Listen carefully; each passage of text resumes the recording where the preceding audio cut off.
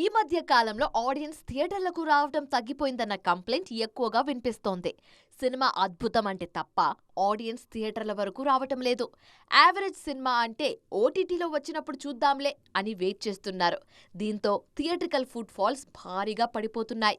Present సినిమాల release విషయంలోనూ ఓటీటీల పెత్తనం కనిపిస్తోంది. షూటింగ్ పూర్తి కాకముందే ఓటీటీ సంస్థల ప్రెషర్తో రిలీజ్ డేట్ లాక్ చేస్తున్నారు మేకర్స్. తర్వాత ఆ డెడ్ లైన్స్ రీచ్ అవ్వటంలో ఇబ్బందులు పడుతున్నారు. ఈ ఎఫెక్ట్ సినిమా క్వాలిటీ మీద కూడా పడే ఛాన్స్ ఉంది. సినిమాల మీద ఈ స్థాయిలో పెత్తనం చేస్తూ తిరిగి సినిమా మార్కెట్ ఎఫెక్ట్ అయ్యేలా ప్రవర్తిస్తున్నాయి ఓటీటీ సంస్థలు. సాధారణంగా ఇండస్ట్రీలో ప్రతి ఫ్రైడే కొత్త సినిమాలు రిలీజ్ అవుతాయి. అయితే ఈ రిలీజ్లకు పోటీగా ఓటీటీలు కూడా శుక్రవారమే కొత్త సినిమాలను ప్రేక్షకుల ముందుకు తీసుకొస్తున్నాయి. ఈ వారం థియేటర్లో 2 స్ట్రైట్ సినిమాలు, ఒక డబ్బింగ్ సినిమా రిలీజ్ అయితే ఓటీటీలో మాత్రం ఏకంగా 30 సినిమాలు రిలీజ్ అయ్యాయి. వాటిలో రీసెంట్ బ్లాక్ బస్టర్స్ కూడా ఉండటం థియేట్రికల్ బిజినెస్ ను భారీగా ఎఫెక్ట్ చేస్తుంది.